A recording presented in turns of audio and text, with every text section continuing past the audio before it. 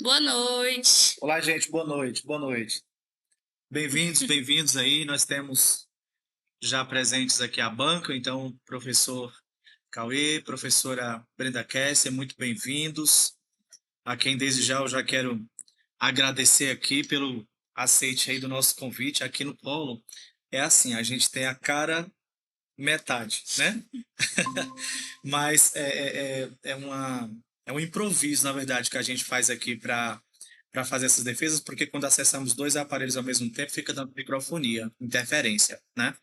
Então, nós vamos aproveitar aqui a mesma câmera, eu vou iniciar, e aí já passo para a Viviane para fazer a defesa dela. Nós vamos fazer aí um trabalho objetivo, né? E eu quero, então, nesse momento, feitas essas falas iniciais, sem delongas, eu quero dar bem-vindo aí também. Já estou vendo que a Gislene está aqui, pessoas que vão chegar também do nosso curso. Todos sejam bem-vindos aqui, quem já está presente também na nossa sala aqui, né, pessoalmente, muito bem-vindos, tá? Gente, então, damos início, portanto, à defesa do trabalho de conclusão de curso da discente Maria Viviane Rodrigues, e você tem 20 minutos, viu, Viviane?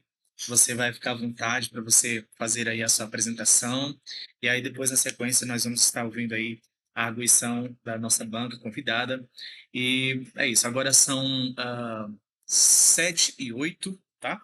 E a gente vai dar início agora, tá bem? Deixa eu só vir aqui, você dá só um suporte aqui para a gente colocar o slide, amigo, por gentileza? Acho que é só botar aqui, não dá certo. Eu boto aqui. Tela toda. Isso. Pronto. Não, mas eu boto na janela, Pronto. porque aí dá certo. Pronto.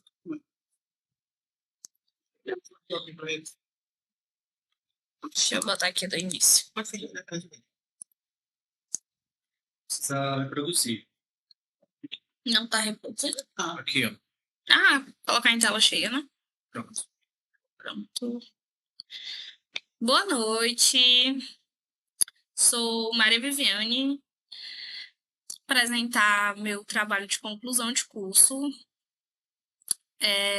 Esse trabalho ele é fruto tanto do que eu aprendi durante o curso de Letras Português, mas também o que eu vinha construindo no curso de Letras Libras, que eu já sou formada anteriormente.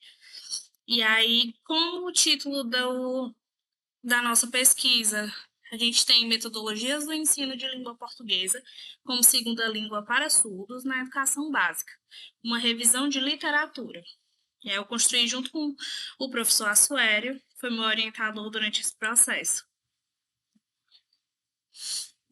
Como tema, o trabalho busca analisar sobre o ensino de língua portuguesa e aí compreendendo que esse ensino ele funciona como segunda língua para o sujeito surdo e entende a importância da Libras no processo de mediação dessa aprendizagem, a relevância da Libras para que possa ocorrer a aquisição de uma segunda língua.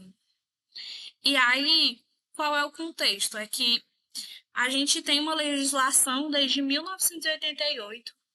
Já na Constituição, a gente já tem um reconhecimento da educação como direito para todos. A gente tem na LDB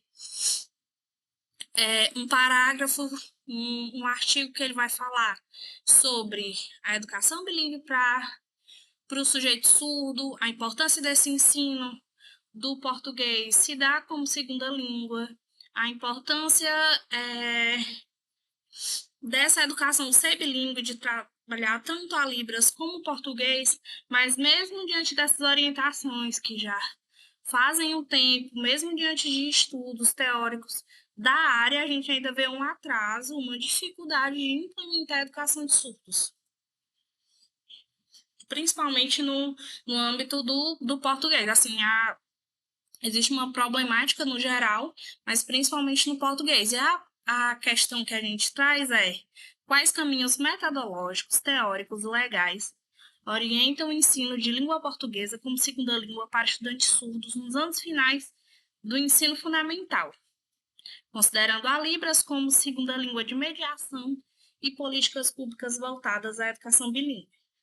Então, o trabalho ele tem como proposta analisar tantas metodologias que estão sendo empregadas em sala de aula, comparar com o que está sendo apontado nos estudos teóricos e ver se está de acordo com a base legal e se existe políticas públicas que ajudem com que esse ensino seja aplicado em sala de aula.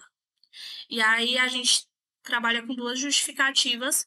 A justificativa social, que esses sujeitos têm enfrentado essa dificuldade, então a importância de problematizar para oferecer um ensino eficaz. E também a justificativa acadêmica, quando se faz uma pesquisa, aqui quando a gente coloca legais, foi frisado muito a BNCC, então a pesquisa ela foi feita a partir de 2020 e 2025, depois da publicação da BNCC, para ver como é que estavam sendo os estudos, o que eles traziam sobre a BNCC, e poucos deles, na verdade, dentro da própria biblioteca digital, quando foi pesquisado, não era trabalhado esse link entre metodológico, teórico e legal. O que a gente via era sobre as práticas em sala de aula, sobre essas práticas conversadas com a prática conversada com o teórico, mas não tinha discutindo sobre esse aporte legal. E aí, nos objetivos, a gente tem o geral, que é analisar toda essa metodologia, teoria e políticas públicas que vão orientar o ensino de língua portuguesa como segunda língua para estudantes surdos. E aí vai ser no ensino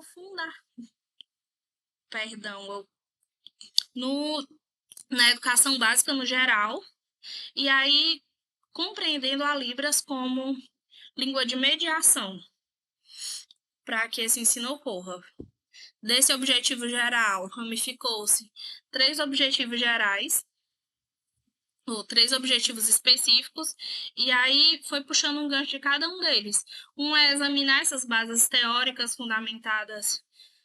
que fundamentam o ensino da língua portuguesa como segunda língua. O outro, investigar as políticas educacionais, especialmente na legislação referente à educação bilíngue e as orientações da BNCC.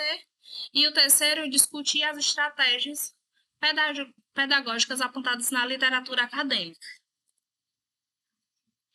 Aqui tem os principais autores utilizados na base teórica.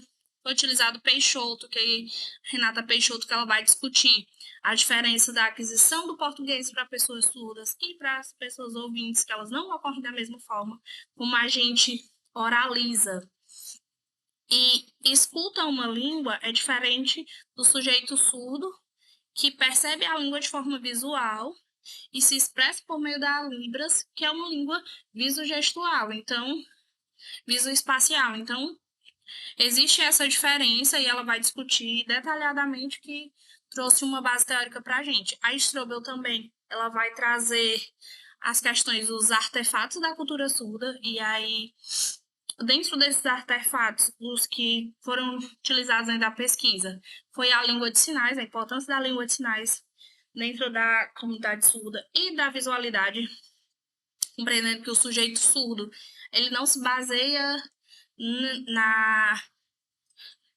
na oralidade e nem na parte auditiva para poder se relacionar com o mundo.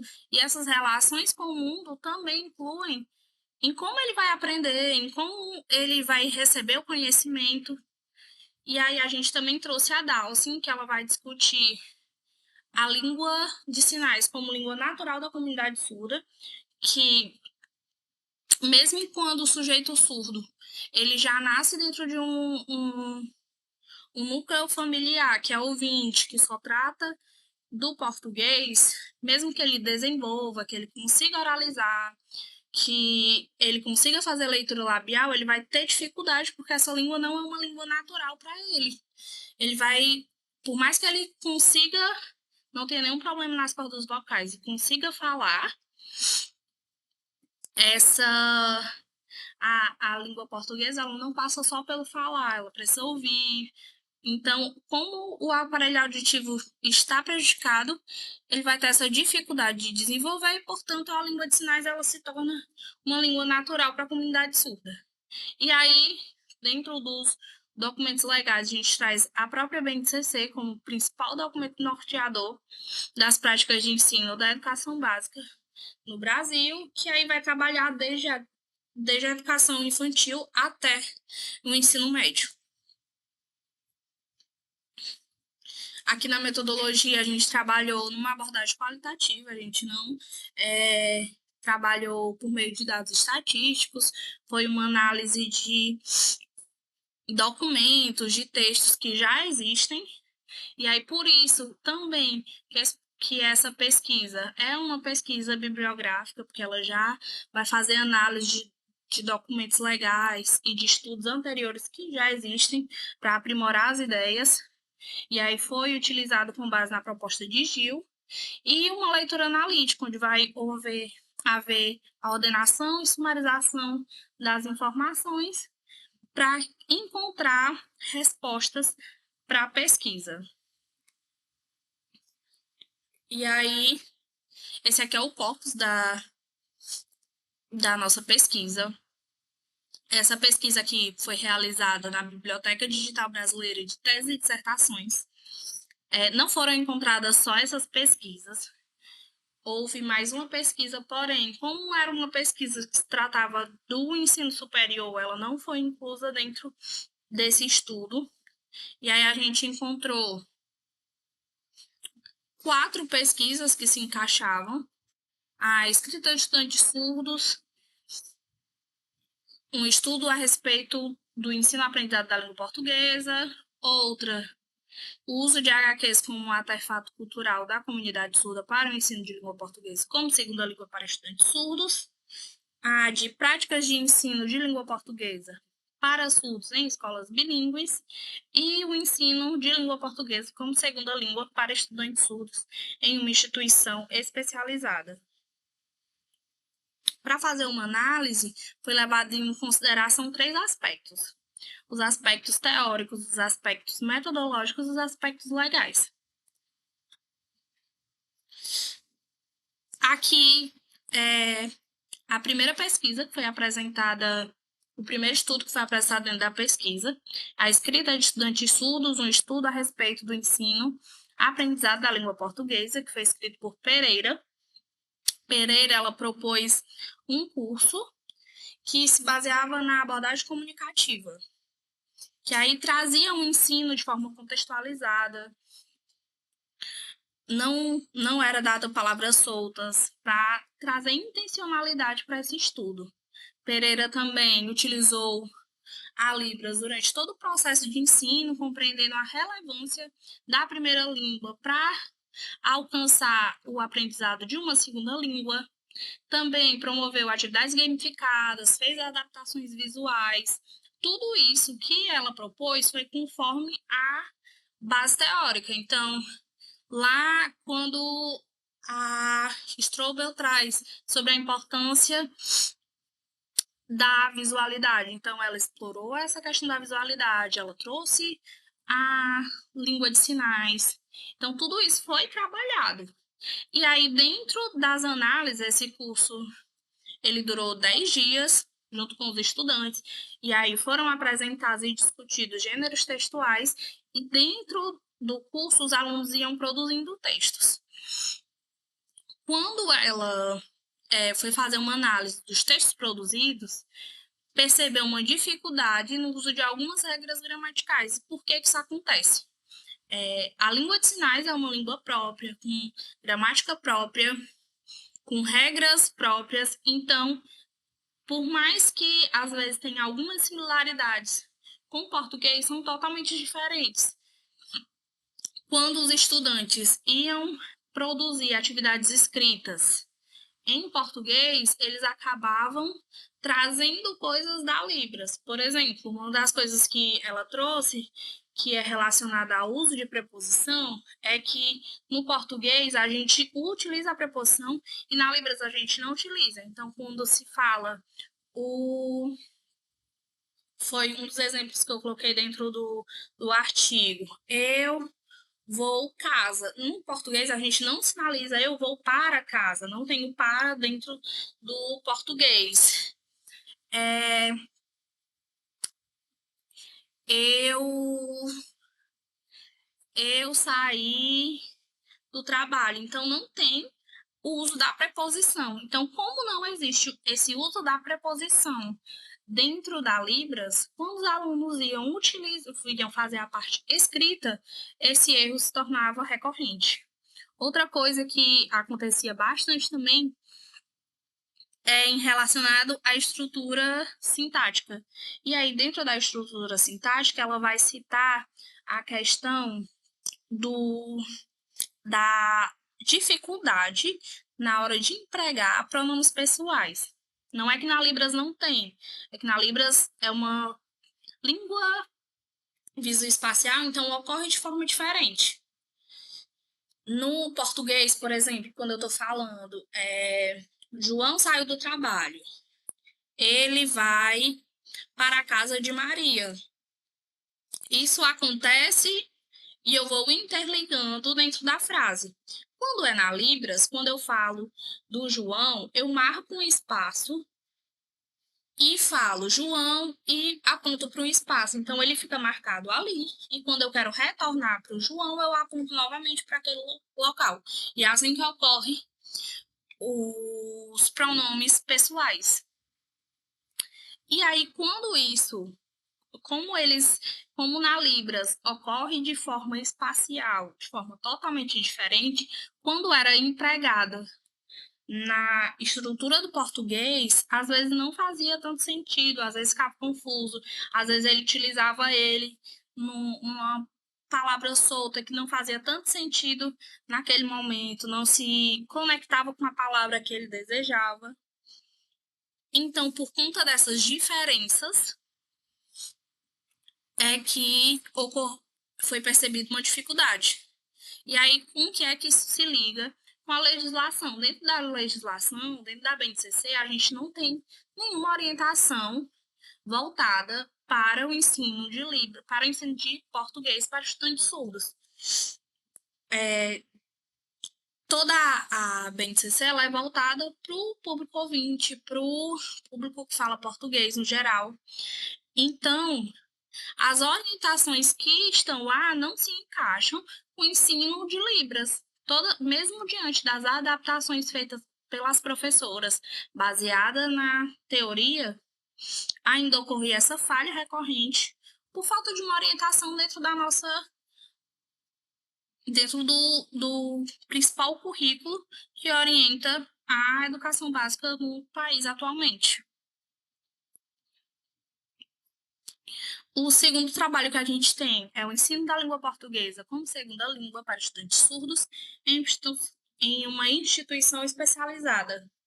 Aqui, nesse estudo, foi feito por Alves, ele foi observar aulas em uma instituição especializada, que era só para estudantes surdos, voltado para estudantes surdos, com a equipe pedagógica sinalizante, falando em Libras. E aí, a partir disso, ele fez alguns registros. Foi observado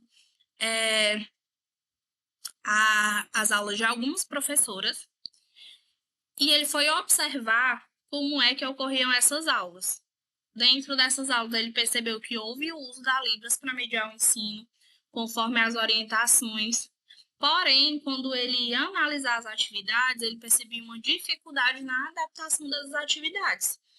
Por exemplo, algumas atividades que tinham lá eram muito ligadas à questão fonética, à questão fonológica da palavra. Tinha para associar letras a imagens. E aí está sendo trabalhado imagens. Mas é como se houvesse uma cobrança da parte da consciência fonológica do estudante, que não é para ser utilizado nesse caso. Porque quando eu peço, por exemplo, para associar o M a macaco, o aluno que é ouvinte, ele percebe que o som de macaco é muito semelhante ao som do M. Então, ele vai criar essa consciência fonológica. Porém, não há sentido em estimular uma consciência fonológica no estudante surdo que não possui o canal auditivo funcionando. Então, novamente, a gente vê uma falha dentro da BNCC que não traz uma orientação para discutir sobre esse ensino. Agora, outra falha que foi observada pelo pesquisador é o ensino de palavras descontextualizadas. E aí, esse daqui já é um problema no próprio ensino mesmo, porque a própria BNCC, ela já fala sobre tratar o texto como elemento principal na hora do ensino para que o ensino seja contextualizado, para que ele faça sentido para aquele estudante. Mas aqui não ocorria. Muitas vezes, para facilitar esse ensino, para tornar mais fácil. E aí o que ele vai apontar é a necessidade de uma formação continuada. No terceiro estudo, que tem práticas de ensino de língua portuguesa para os surdos em escolas bilíngues, possibilidades de aprendizagem. Aqui Vale também observou a aula de professoras, foram análise de 2 professoras. E aí, aqui também era uma escola bilíngue voltada para o público surdo, para estudantes surdos. Também ocorria a mediação do ensino de Libras, porém, aqui, diferente da outra, era observado que as atividades elas eram adaptadas e que as imagens elas eram utilizadas com intencionalidade. As imagens muitas vezes eram trazidas para transicionar da parte visual para o português. Então, os alunos visualizavam uma imagem para poder compreender o contexto, para depois ser introduzido o texto, para que ele conseguisse criar uma imagem, para que aquele texto não se tornasse confuso, tornasse mais confortável e ocorresse essa transição mesmo. Porém, aqui a gente tem um ensino pautado no uso da Libras, não respeitava a teoria, tinha uma adaptação das atividades aqui na metodologia, porém, existia a falta de materiais didáticos para atender os estudantes surdos. Todos os materiais eles eram preparados pelos próprios professores, levando a uma sobrecarga do trabalho desses docentes. E aqui é outra falha nas políticas públicas que a gente observa, que é os docentes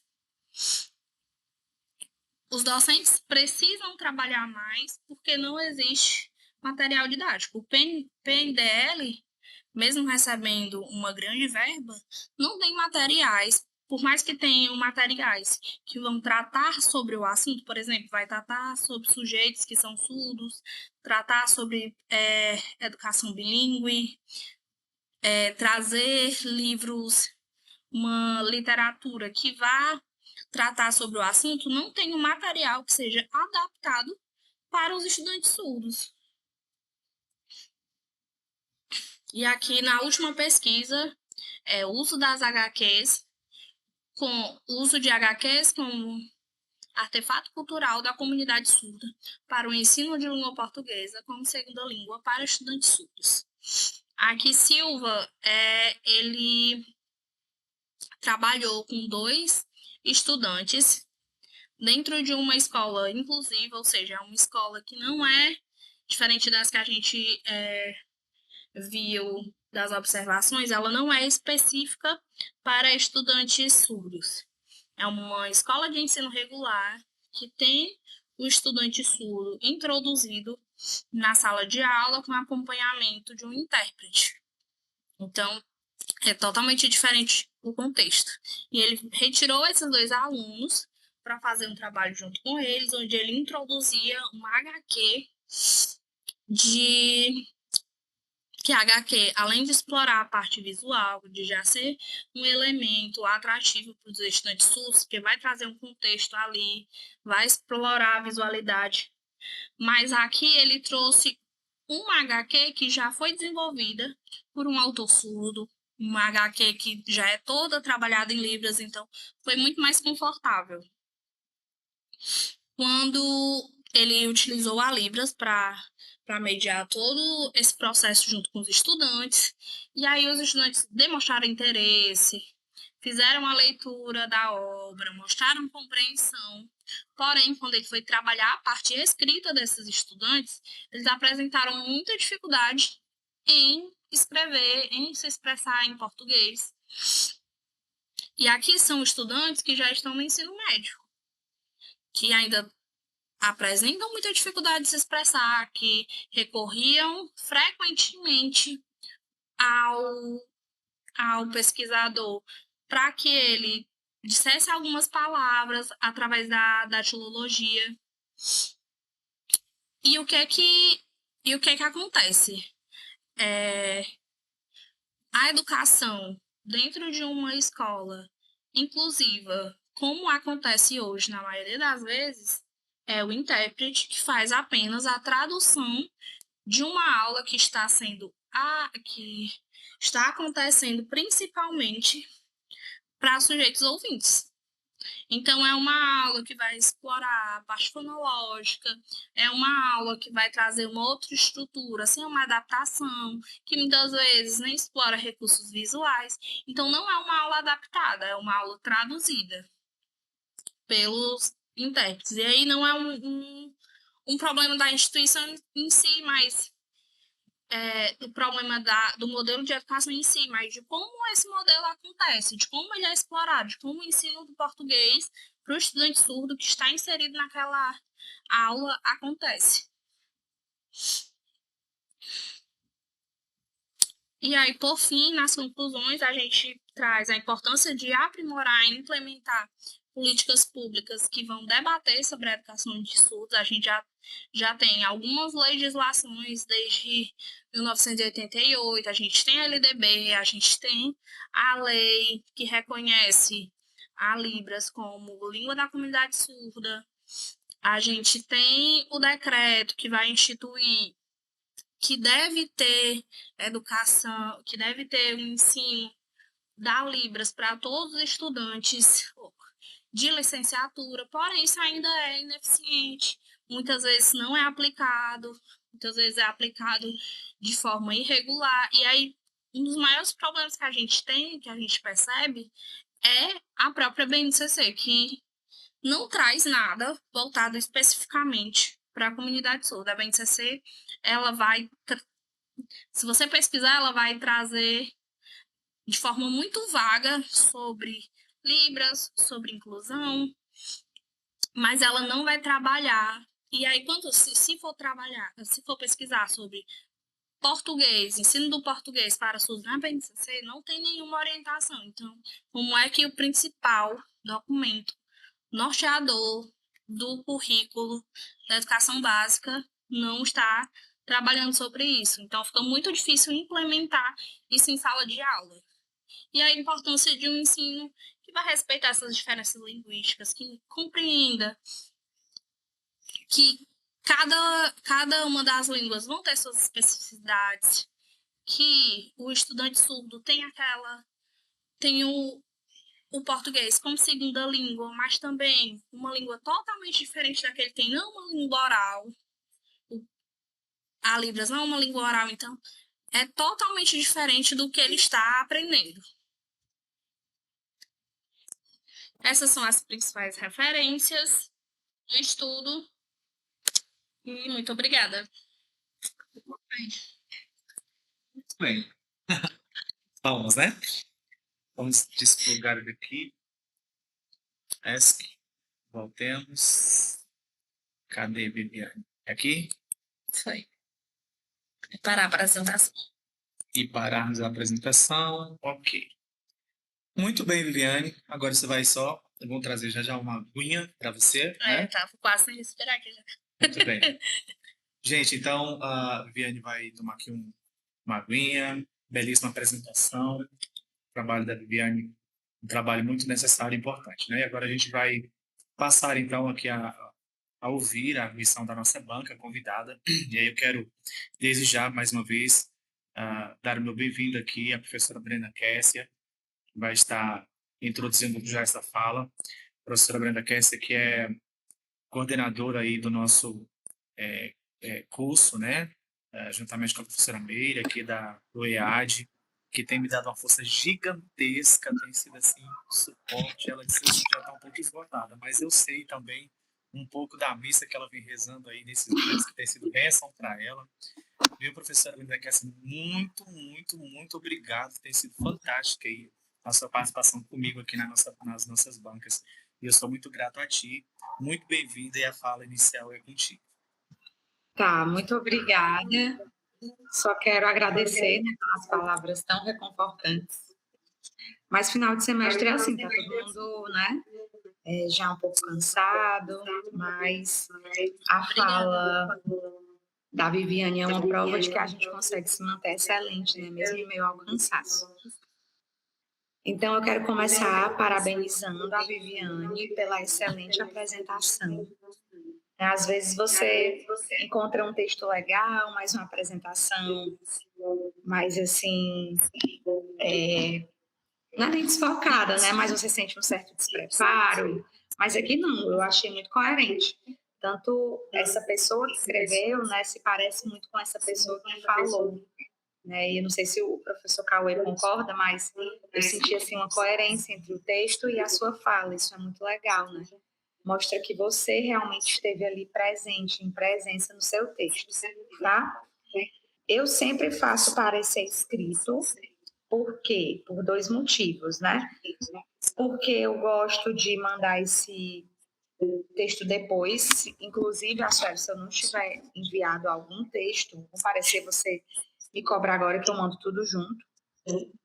E além de eu mandar esse texto, né, que pode ser interessante para você depois, Viviane, considerar que seu orientador, eu tenho algumas outras bancas, então, se eu ficar apenas comentando, assim, por cima, no próprio texto, às vezes eu não tenho uma fala, assim, muito coerente, né? Então, eu gosto sempre de escrever. E eu já gosto muito de escrever, né? Então, eu acho mais fácil, eu vou lendo, vou anotando, fazendo um borrão, depois eu chego no texto, tá? Eu vou fazer a leitura do parecer, e aí depois eu vou comentando, eu paro, comento, você pode também ir falando, bem tranquilo, tá bom?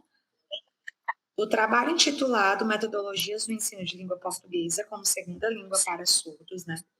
Na Educação Básica, uma revisão de literatura, aborda uma temática de elevada relevância social, educacional e linguística, ao discutir o ensino de língua portuguesa como segunda língua para estudantes surdos, articulando aspectos da educação bilíngue, das políticas públicas e das metodologias de ensino. Aí eu fiquei um pouco curiosa, né? Já começo aqui salientando a relevância do trabalho, né? Aí eu também quero indicar um livro para você, que é do Oliver Sacks, se chama Vendo Vozes. É um livro maravilhoso, né? Eu não tenho nenhuma profundidade, nem eu estou assim num lugar de fala, né, como a gente normalmente diz, mas uma curiosa mesmo, que já leu esse livro e quero indicar para você, tá? Mas como é que foi esse seu contato? Por que você escolheu esse universo? Por que você escolheu essa língua? Como é que foi? Eu sou formada, antes do Letras Português, eu sou formada em Letras Libras, né? Caí de paraquedas na primeira vez. Sempre quis muito fazer Letras Português, e aí, por vários problemas, não deu certo. Era graduação em outro estado, e aí eu voltei, acabei. Tinha acabado de abrir a vaga para Letras Libras, e aí eu tentei, e aí eu me encantei pelo curso, não consegui sair mais, tive que finalizar, e aí, nesse processo, eu fui tendo ainda mais vontade de fazer a Letras Português, mas para aplicar em Libras, tanto que o meu estágio na universidade, o estágio de regência do português em literatura e o de observação, tudo de literatura eu fiz todo na escola, me encantei demais, achei lindo o trabalho. Então é uma área assim que eu me aproximei, não estou mais tão perto como eu gostaria, mas quando eu pensei em discutir, eu até trouxe outro projeto pro Assuere, aí a gente começou a discutir, eu disse, Assuere, eu não tenho profundidade para trabalhar sobre esse assunto. Eu acho que eu vou voltar para Libras. E aí voltei para para esse tema. Mas é um tema que eu já sou próximo.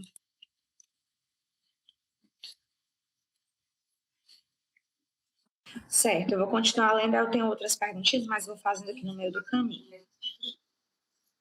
A pesquisa apresenta um objeto bem delimitado, com problema de pesquisa, objetivo geral e objetivos específicos coerentes entre si. A fundamentação teórica reúne autores reconhecidos na área da educação de surdos, além de dialogar com a legislação vigente. O texto demonstra conhecimento da temática e evidencia preocupação em discutir as dificuldades enfrentadas pela comunidade surda no contexto escolar. Entretanto, do ponto de vista metodológico, o trabalho apresenta algumas fragilidades que limitam a robustez científica dos resultados alcançados. Embora seja caracterizado como pesquisa bibliográfica e posteriormente como estado da arte, a descrição metodológica permanece ainda superficial. Não são explicitados de maneira suficientemente rigorosas os procedimentos de busca, as operações utilizadas, os critérios detalhados de inclusão e exclusão, nem o processo de seleção dos estudos analisados. Também não há apresentação de um fluxo de identificação e seleção das produções encontradas, o que reduz a transparência e a reprodutibilidade da pesquisa. Aqui parece um pouco crítico, né? Se você só fosse ler sem que você me ouvisse falar, né? Fica parecendo assim bem duro, mas eu senti falta de um rigor mesmo metodológico. Quando a gente se compromete a fazer uma pesquisa bibliográfica, é importante que você diga todo o percurso que você fez, desde as palavras-chave que você utilizou até os filtros que você aplicou, por exemplo. Esses textos, né, eles foram filtrados a partir de que ano? Em quais portais você fez essas pesquisas? Por exemplo, portal de periódicos da CAPES, Google Acadêmico.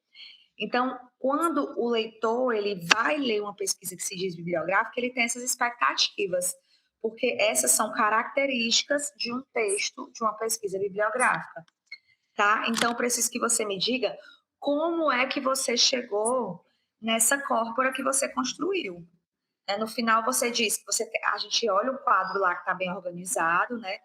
De teses e dissertações, mas por que você selecionou esses textos e não outros? Então, está um pouco opaco nesse sentido. O leitor ele fica tentando juntar algumas peças, né? Então, eu vou até verificar, mas se eu não me engano, eu tinha até colocado as palavras, porque eu até tirei print no dia que eu fiz a pesquisa para ter as palavras-chave guardadinhas direitinho. Então, eu vou até conferir se não tá lá, porque eu não sei se é porque eu mexi demais no arquivo. Se tiver as palavras-chave, eu peço perdão, né? Mas além delas... Não, sem problemas, sem problemas. Eu tô só falando porque talvez, por eu ter mexido tanto, talvez não esteja lá mesmo.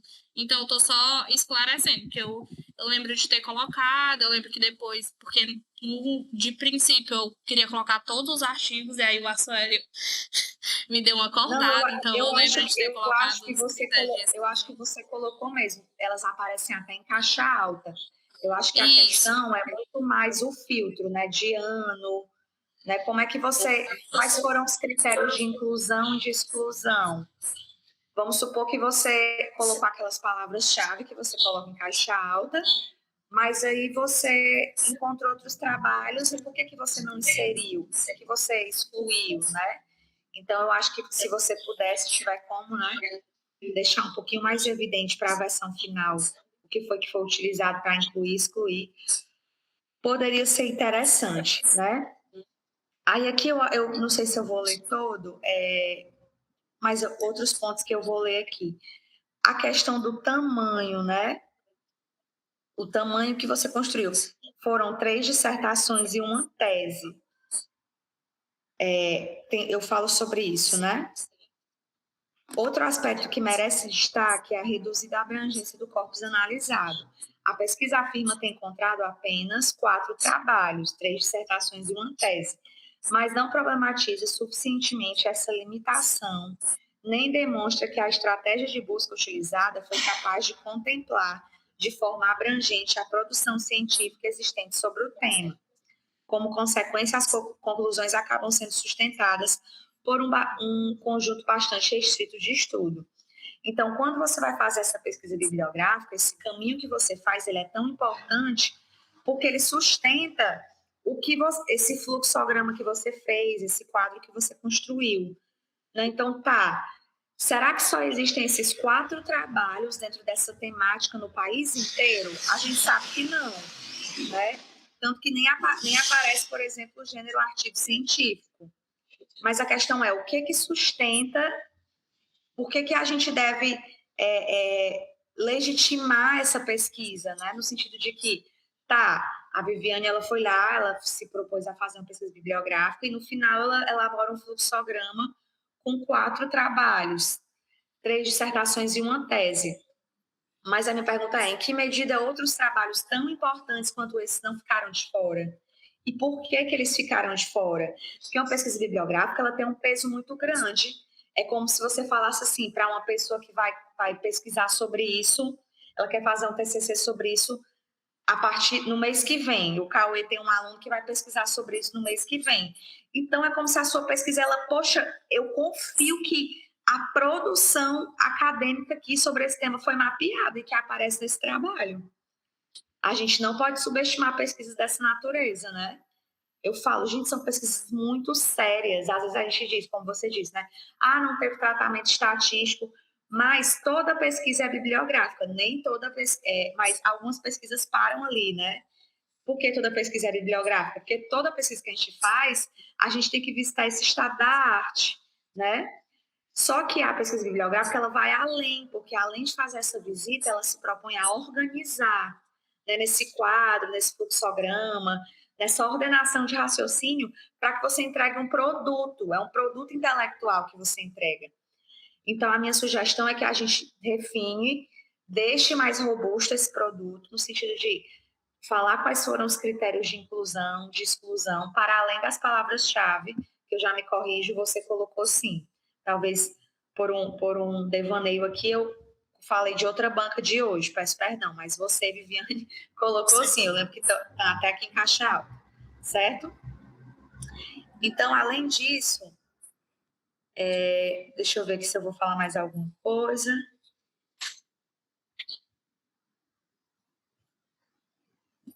Aqui você vai ler o que está um parecer de 2 laudas, mas você pode ler, para eu não esgotar muito meu tempo. Aqui, eu falo sobre uma espécie de uma imprecisão terminológica, né? Porque em alguns momentos você fala revisão bibliográfica, pesquisa bibliográfica, estado da arte, revisão da literatura, né? Aí eu coloco esses conceitos, eles possuem, na verdade, diferenças metodológicas importantes e deveriam ser delimitados com maior precisão. Então, é importante que nessa revisão você revisite essas terminologias, né? O que eu estou chamando de pesquisa bibliográfica, de estado da arte, de revisão da literatura, para você, de certo modo, homogeneizar essa nomenclatura ao longo da redação, tá? E para encerrar aqui,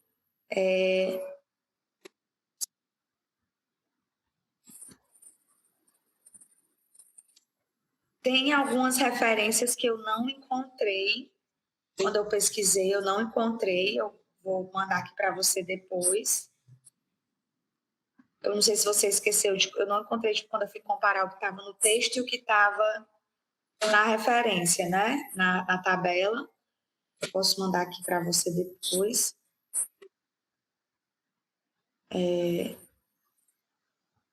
Deixa eu ver aqui. Em síntese, trata-se de um trabalho pertinente e relevante que demonstra o domínio inicial da temática e atende aos requisitos básicos de um trabalho de conclusão de curso. Todavia, apresenta limitações metodológicas importantes, especialmente na condução da revisão da literatura e na profundidade analítica das discussões. Com os devidos ajustes metodológicos e maior aprofundamento crítico das análises, o estudo poderá alcançar um nível significativamente superior, o que pode levar a uma publicação futura, né? Então é isso, Viviane, meus parabéns, né? Adorei, assim, essa temática, o modo tão apaixonado como você fala, né? Realmente quem gosta do assunto, de quem tem um brilho no olho. São só ajustes que a gente faz, você está aprendendo, a gente está aqui para orientar também. Não é nada que eu não tenha, não é nada pessoal, que eu não tenha adorado ler o seu trabalho, estar aqui com você, pelo contrário, a gente fala porque a gente quer potencializar, viu? Estamos juntas, parabéns ao orientador, super competente, tem 1000 orientandos e sempre conduz todo mundo com muita serenidade e excelência. Muito obrigada pela fala. O que eu fiz? Você não fez nada, cara, sozinho. Voltar à tela inicial. Olha.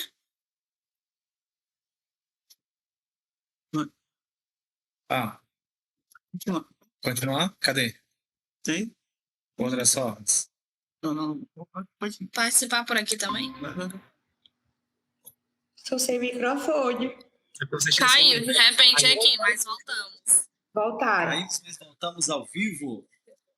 Muito obrigado, professora Brenda Kessia. Contribuições maravilhosas. E aí a gente vai com certeza ver com calma, né, Viviane?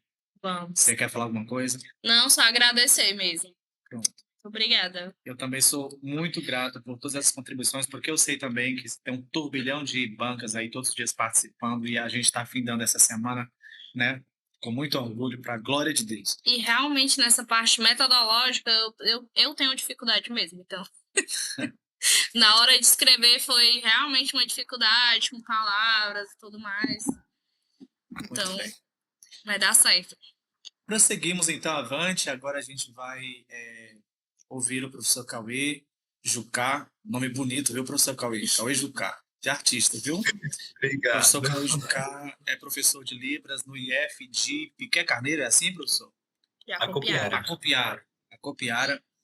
E atendeu gentilmente aí o nosso convite. A gente é muito grato ao senhor também por essa participação e por essa colaboração que eu sei tão rica quanto a da professora Brenda, tá?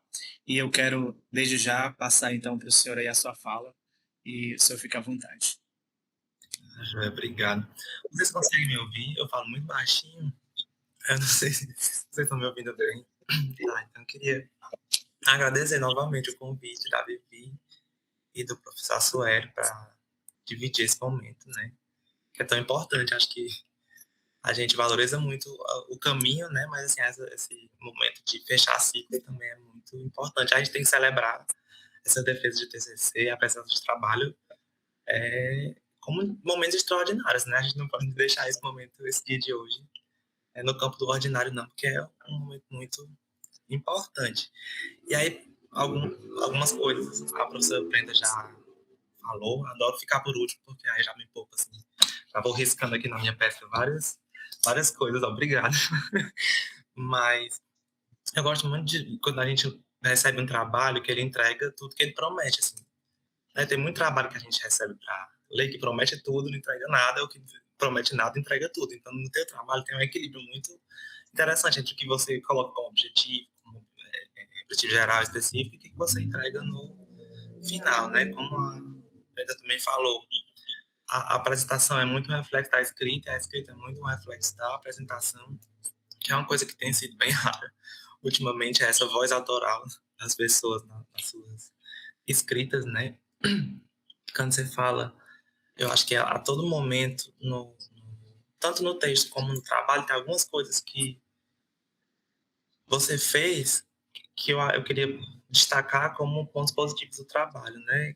Acho que a primeira coisa é que a todo momento você deixou muito claro que os determinantes linguísticos, né? Que a língua de sinais ela é importante, mas que ela não é a única coisa.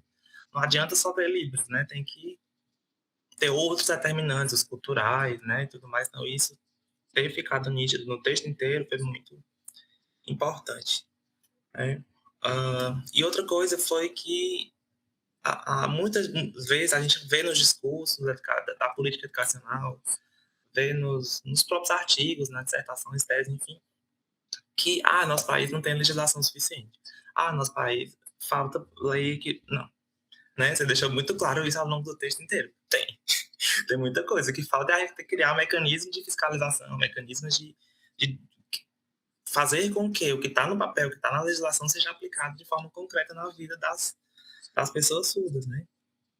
E aí eu já vou começar fazendo sugestões a partir de uma coisa que você falou na apresentação, falou agora quando a professora Brenda perguntou sobre a sua relação com o tema, né, lá do Letras Livres da UFC, que aí lá na introdução você fala da justificativa social e acadêmica, se não me engano. E eu acho que seria importantíssimo incluir isso na introdução também, a sua justificativa pessoal, né, porque parece que a gente na educação tem que tentar não se distanciar tanto daquele que a gente estuda, né? E eu acho que seria interessante você acrescentar essa justificativa pessoal, né? E aí quando você vai para as considerações finais, gente, eu me desorganizo, eu começo falando na introdução, vou para o final logo, mas enfim, vai dar certo. Quando eu te mandar o texto, talvez isso fique mais claro. E lá nas considerações finais, tu fala né, das considerações sociais e acadêmicas. Eu acho que é interessante também dizer como que a Viviane começou a fazer essa pesquisa e o que ela conclui enquanto pessoa. Não, você parte do justificativo pessoal e chega na consideração final também pessoal. Acho que deixa o trabalho também com a tua cara, que já tá, porque tem muita voz autoral, mas que também pode trazer essa identificação para quando você for reler daqui a alguns anos e lembrar, poxa, que interessante. E para quem for ler também, ver quem é que está lá escrevendo esse texto, né? E aí, quando na apresentação tem outra questão que tu falou, que eu acho importante, que foi o recorte temporal, 2020 a 2025, né? Sim. E aí você falou na apresentação que era por conta, né, 2 anos depois da BNCC e tal. E eu acho que é interessante estar isso no texto. Porque muitas vezes a gente vê, eu não sei se os professores concordam, a gente vê artigos, vê trabalhos e tal, que falam, é uma revisão de literatura dos últimos 10 anos, dos últimos 15 anos, dos últimos 20 anos, enfim. Mas por que foi adotado esse recorte temporal? Qual que é a justificativa disso? Então, quando você disse aqui na apresentação, e eu acho que faz muito sentido, é interessante que esse recorte temporal, né, se acrescentando nas discussões metodológicas que a professora Brenda trouxe, essa justificativa seria muito enriquecedora e traria, né, mais segurança, mais robustez metodológica para o trabalho, né? E aí, eu trago aqui algumas questões de conceito, eu vou tentar ser breve, que eu acho que português como segunda língua nunca é demais, né? Então, se você coloca lá nas bases de dados que você procurou, né, português como segunda língua, como palavra-chave, você vai achar, assim, muitos trabalhos, assim, uma quantidade exorbitante de trabalhos pensando no português como segunda língua para ouvintes.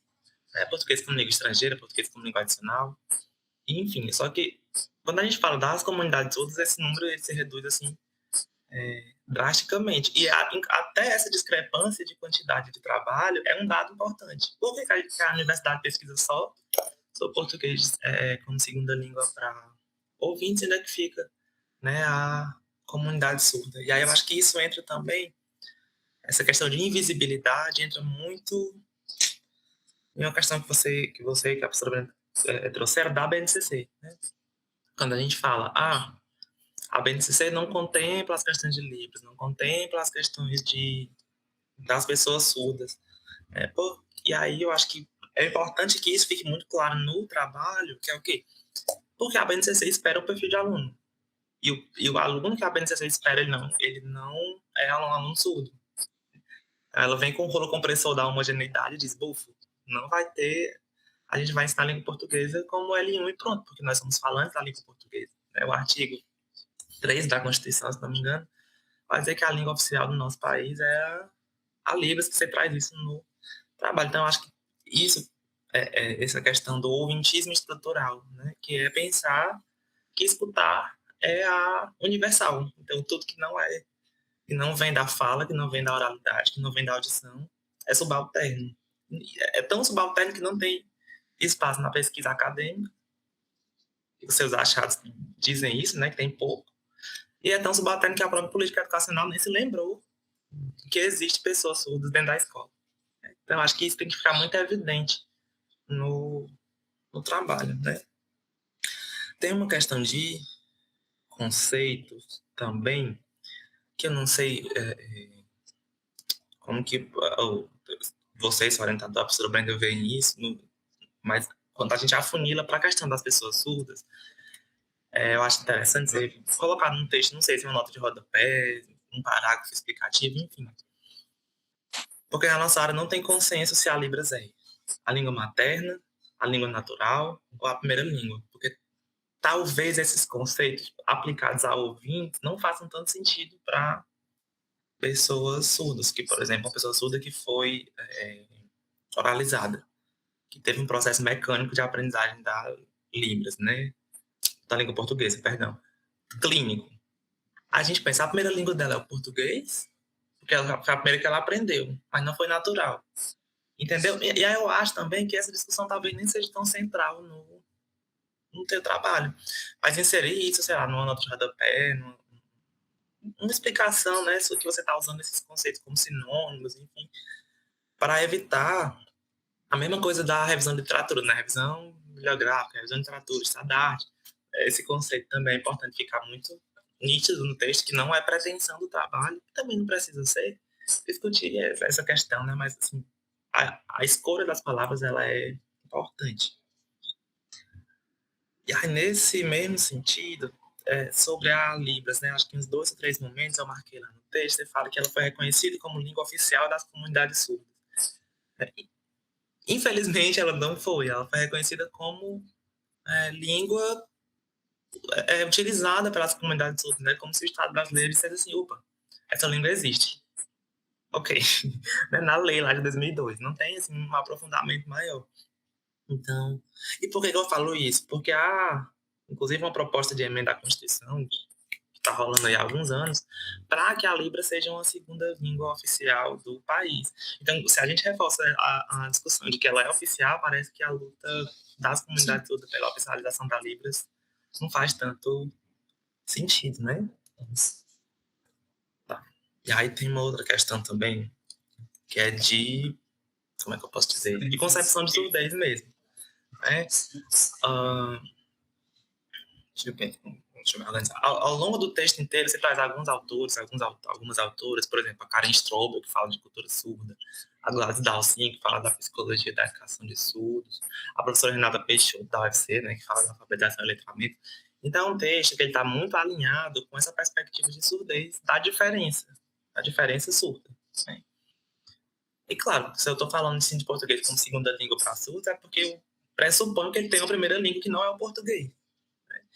E aí vem alguns termos, vez por outra, acho que muito influenciado também pela legislação, que vem deficiência, surdez, falta, ausência de audição.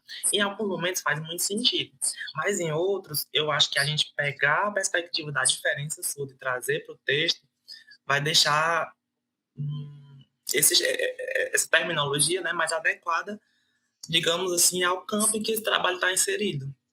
Que, creio eu, pela minha leitura e por me conhecer mais profundamente, eu sei que não é um trabalho que vê a surdez como uma deficiência, como um déficit, como algo que precisa ser compensado, né? Mas que vê a surdez como uma diferença que, portanto, precisa de outras questões, não apenas linguísticas, mas pedagógicas, culturais, de identidade, né? Então, rever essa, quando você fala deficiência, ausência, falta, para que o trabalho fique mais amarradinho, teoricamente, digamos assim. E por falar em compensação da surdez, né, tem um momento lá no trabalho que você fala da política de educação inclusiva. Né? E eu estava até, à medida que eu ia lendo o trabalho, eu ia pensando, tá, em algum momento ela vai falar do AE, em algum momento vai chegar o AE. Por quê? Porque se a gente está falando de inclusão, né, a política educacional da educação especial na perspectiva da educação inclusiva tá ali, presente. E o AE, para pessoas surdas, ele pode ser em Libras, para o ensino de Libras, e para o ensino de português como segunda língua para surdos. Que também é compensatório, quer dizer, opa, ele não pode aprender na sala de aula, não, então ele vem aqui compensar isso aqui no AE. Então, tem um parágrafo, lembrei, tem um parágrafo no texto que você fala da educação inclusive, a educação especial, que eu acho que seria interessante complementar com esses 3 tipos de AE e falar um pouco do AE, ensino de português como L2 no AE, que é um problema, como você deixou muito claro no texto e na apresentação, né, que eu estou ensinando Libras como português como segunda língua para um aluno, só que usando metodologia de primeira língua. E é um aluno que tem a diferença surda, enfim. Nossa, mais alguns dois comentários. Tem uma parte lá no texto, e é uma questão de opinião mesmo, não sei o que você tem discutido muito sobre isso, que você fala que houve uma transição para o modelo, abordagem comunicativa do ensino de línguas.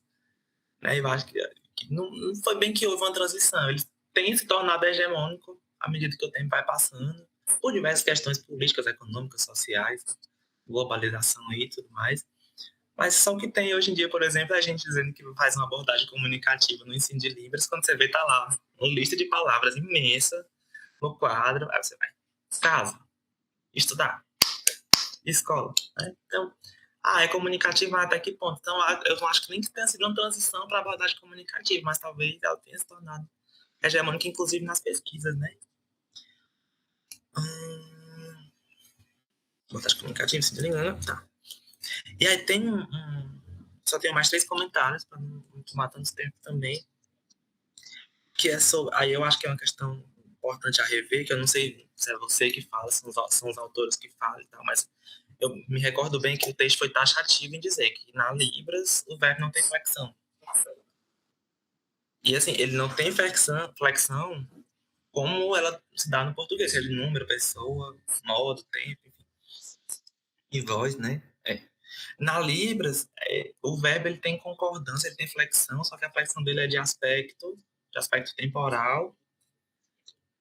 Vou lembrar, peraí, que eu botei só, na minha pesca eu botei só na Libras. Não, mas eu acho que foi eu mesmo que me expressei errado, porque eu era para dizer que a flexão era diferente, a marcação Isso. era diferente, mas é isso mesmo. Isso. É que a marcação é de pessoa, número e aspecto. Mas que ela existe. E a preposição não é que ela não exista, né? Porque ela aglutina nas construções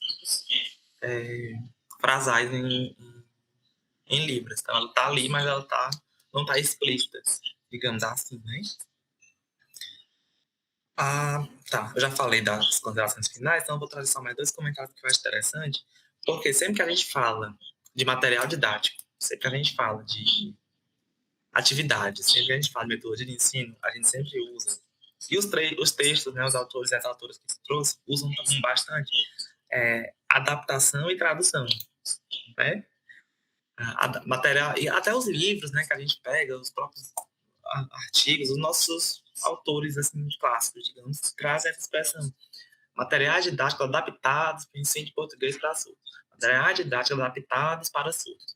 Adaptado. Adaptado de quem? Do ouvinte para o surdo. Né?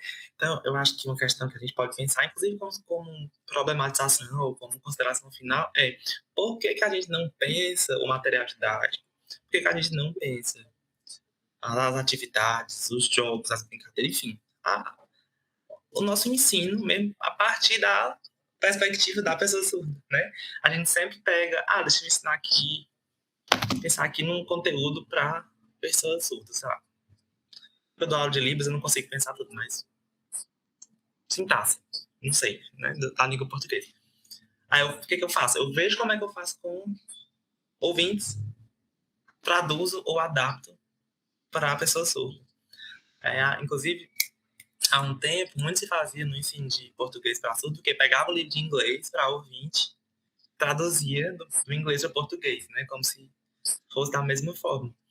Então, a gente nunca pensa a partir da perspectiva da pessoa surda, a partir da visualidade, da experiência visual, né? Então, eu acho que é uma problematização interessante a ser feita, né? Porque a gente sempre tem como referência o que é produzido por e para ouvintes, né? Como se o produto disso, o restante, o excedente, viesse para as pessoas surdas. Eu acho que isso é uma problematização interessante que poderia vir no trabalho. E para encerrar, lá no final, você usa um quadro interessantíssimo, que tem os autores, o título, as contribuições, né, deles e tal. E quando você traz no texto, é como se fosse em blocos. Fulano, fulano, fulano, fulano. Os 4 autores. Aí logo em seguida vem a tabela com as contribuições deles. E logo em seguida já vem o item considerações finais. Eu acho que eu senti falta, depois desse quadro, desse quadro, perdão, que você imaginasse como se, os 4 autores e autoras estão sentados numa roda de conversa ali numa mesa, tomando um cafezinho. O que que eles diriam um para o outro, né? Colocar eles para conversar. Por exemplo, vamos imaginar que os 4 foram convidados para palestrar. Né? Cada um teve uma palestra de 1 hora no evento. Aí depois eles disseram, bora ali tomar um café. Aí eles vão botar os trabalhos deles para conversar. Né? As palestras foram conduzidas no texto. Os 4 blocos de autores e o 4 com a síntese. E agora eles têm que conversar o que, que eles concordam, o que, que eles discordam, o que um complementa o outro, o que um atualiza. Né? Além de enriquecer, eu acho que dá esse arremate no que deve se propor uma revisão de literatura. Né? Aí, assim, só reforçar, né, todos os comentários da professora Brenda e parabenizar pela construção do trabalho, que está muito bom, de fato. É um trabalho bom de ler, né? Muito bom quando a gente pega um trabalho que a gente consegue ler com fluidez, assim, sem aquela coisa truncada, né, de você estar lendo e dizer, o que essa pessoa quis dizer? Isso não foi uma questão. Então, foi uma leitura bem natural, né? E aí tem umas besteirinhas de metodologia de ABNT, essas coisas que eu acho que é importantíssimo você ver, mas que eu não vou me debruçar agora sobre isso, né? Mas eu já estou com o arquivo aqui no ponto de dar o send para mandar para vocês as minhas contribuições. Tá? E eu estou à disposição e queria novamente agradecer o convite, dizer que é um prazer estar conhecendo. Eu já conheço de longas datas, mas é um prazer estar conhecendo Brenda e a Sueli aqui hoje, mesmo que virtualmente, né? Quem sabe um dia não vá por aí, para a região metropolitana. Bem. Muito bem, professor Cauê, muito obrigado, viu? Riquíssimas contribuições. Com certeza a gente vai se encontrar sim. E quando a gente for pro lado daí, sempre vai rolar aquela puxada de bode, né? No Sertão Central sempre tem dessas coisas, mas eu não gosto de bode não, só para brincar, tá bom? Eu quero ir. Dia 11 também eu não vou, gosto mas de bode. rola uma paneladinha de carneiro, mas de bode só no Pernambuco mesmo. Que maravilha. Gente, olha, obrigado, viu? Maravilha. Eu vou, nesse momento agora, fazer assim. A Viviane vai ficar agora aqui conversando com os convidados dela e tem algumas pessoas que eu vi ali que estão presentes e nós vamos nos recolher um pouquinho à parte aqui. Eu vou chamar vocês no grupo do WhatsApp, tá bem? E a gente volta já já. A professora está falando? O celular descarregou. Eu não sei se eu vou conseguir atender pelo computador, senão eu escrevo. Ah, tá bem. Tá bem. Eu vou acho que tentar eu só escrever. no web. A gente pode fazer outro link, se quiser eu posso criar um. Vamos criar. Tem como a gente criar outra sala virtual? Aí tu entra pelo celular, Sueli. Tu entra pelo celular. Você pode criar pra gente? O Cauê pode criar, não é? Tá. Pronto. Aí Pode aqui colocar no chat aqui, no chat do grupo, né? Pronto, vou entrar aqui na outra sala. Espero que daqui eu precisaria receber. Como é que eu vou receber? Mas esse aqui é o seu? Eu vou lhe mandar no WhatsApp, tá? Envia no WhatsApp para mim, por gentileza. Pronto, feito. Tá, fica aí então conversando com seus companheiros e a gente volta já já, tá bom? Eu vou ligar aqui. Vamos nessa então, né? Conforme os presentes aí já estão acostumados com bancas, né? Nós temos uma formalidade e temos uma ata de defesa, é um ato público. A gente sempre fala isso, né? Que a gente abre um link e a gente disponibiliza justamente para que todos possam participar, quem desejar, os familiares, e aqui nós temos o pessoal do Polo, o pessoal de Viviane participando, temos pessoas da letra participando, então seguiremos a formalidade. Eu vou ler aqui a ata de defesa que lavrei, conforme ela está, tá bem? Então segue. Processo número 23.282.006451.2026.84. Curso de Licenciatura em Letras Língua Portuguesa, EAD.